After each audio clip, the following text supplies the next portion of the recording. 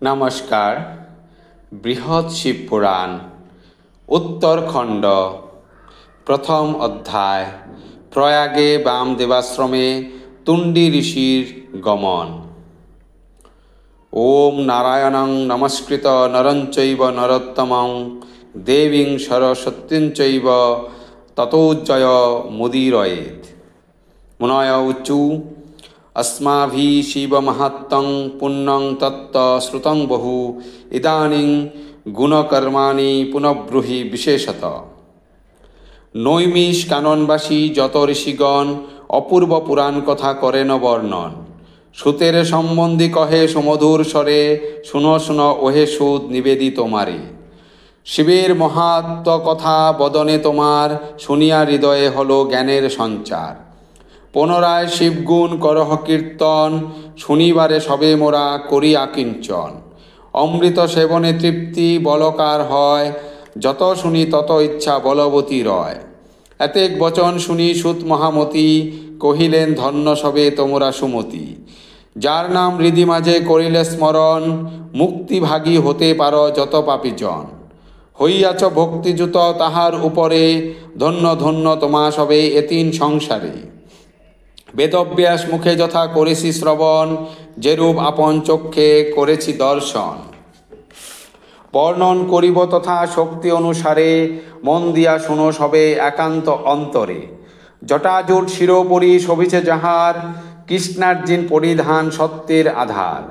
সেই সত্যবতী সুত ব্যাসের চরণে, ভক্তি ভরে নতি করি ঐকান্তিক মনে। একদিন কুরুক্ষেত্রে যত মুনিগণ, শান্ত দান্তক নিষ্কলু শিবপরায়ণ। কমলকুণ্ডলধারী সবে কৃষ্ণাজিনধারী, জটাজুট শোভা করে মস্তক উপরি। সদাচারে ব্রত সবে বেদপরায়ণ, যথাবিধি শিব পূজা করিয়া সাধন। শিবগুণ শ্রবণেতে করিয়া মনন, পরস্পর নানা কথা কহেন তখন। কিরূপে জানিব মোরা দেব মহেশ্বরে, তাহার স্বরূপ গুণ জানি কি প্রকারে। বৃথায় বিগত হলো মোদের জীবন, বেদজ্ঞান বৃথা হলো সব অকারণ। শঙ্করের গুণ নাহি শুনিনু শ্রবণে, কি ফল মোদের আর এ ছাড়ো জীবনে। এই রূপে পরস্পর কত কথা কয়, হেন কালে আসে তথা ভৃগু মহোদয়। ভৃগু ঋষি সেই স্থানে করে আগমন, কহিলেন শুনো শুনো ওহে ঋষিগণ। যেরূপ বাসনা সবে করিছ অন্তরে, শুনিবে সেসব কথা ব্যাসের গোচরে। সর্বজ্ঞানী প্রাজ্ঞ সত্যবতীর নন্দন, যেই স্থানে অবস্থান করিছে এক্ষণ। চলো চলো সেই স্থানে মোরা সবে যাই, মনের বাসনা গিয়া তাদের শুধাই। ভৃগুর এতেক বাক্য করিয়া শ্রবণ, পুলকিত মনে সবে করিল গমন। উপনীত সবে নর নারায়ণ শ্রমে, দূর হতে দেখি ব্যাস যত ঋষিগণে। অর্ঘ্য আদি দিয়া সবে করিয়া পূজন, সমাদরে করজোরে কহেন তখন। জনম সফল অদ্য হইল আমার, সফল হইল ক্রিয়া দর্শনে সবার। প্রসন্ন হইল মম যত পিতৃগণ, বিশ্বপতি সুপ্রসন্ন জানিনু এখন। পুণ্য কর্মা সাধুগণ একান্ত অন্তরে, তোমাদের দর্শন সদা বাঞ্ছা করে। আমারে দেখিতে হেথা আসিয়াছে সবে, ধন্য ধন্য আমি ধন্য জানিলাম ভবে। লোককর্তা তোমা সবে ওহে ঋষিগণ, তোমরা করিছ সদা জগত পালন। তোমরা সকলে হও শিব পরায়ণ, পবিত্র হইনু আমি করি দর্শন। পরম আহ্লাদ মম জন্মিল হৃদয়ে, কি করিতে হবে বল সত্তর করিয়ে। তোমরা সকলে হও শঙ্কর সমান, কি করিব বল বল সবে মতিমান। ব্যাসের এতেক বাক্য করিয়া শ্রবণ, বিনয় বচনে কহে যত ঋষিগণ। যা কহিলে ওহে ব্যাস নিজ মহাগুণে, সর্বগুণে গুণবান তুমি ত্রিভুবনে। শিবের পরম তত্ত্ব করহ বর্ণন, আসিয়াছি শুনিবারে ওহে মহাত্মন। তব মুখপদ্ম কথা শুনিয়া সকলে, লোভিব পরম প্রীতি আপন অন্তরে।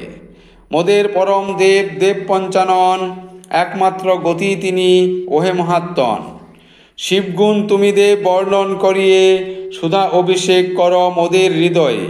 এতেক বচন শুনি কৃষ্ণ দ্বৈপায়ন, কহিলেন শুনো শুনো ওহে ঋষিগণ। সুখাবহ প্রশ্ন সবে করিয়াছ মোরে, পুণ্যপদ মোক্ষপদ জানিবে অন্তরে। শ্রী শিব পুরাণ হয় অতি অনুত্তম, সবার নিকটে তাহা করিব কীর্তন। যেই জন শুনে ইহা একান্ত অন্তরে, শঙ্কর আলোয় সেই সুখে লীলা করে। তুণ্ডী নামা মহাঋষি অতি পূর্বকালে, গিয়াছিল প্রয়াগেতে তীর্থযাত্রার ছলে। পরম ধর্মজ্ঞ ঋষি শিবপরায়ণ, মাঘ মাসে প্রয়াগেতে উপনীত হন।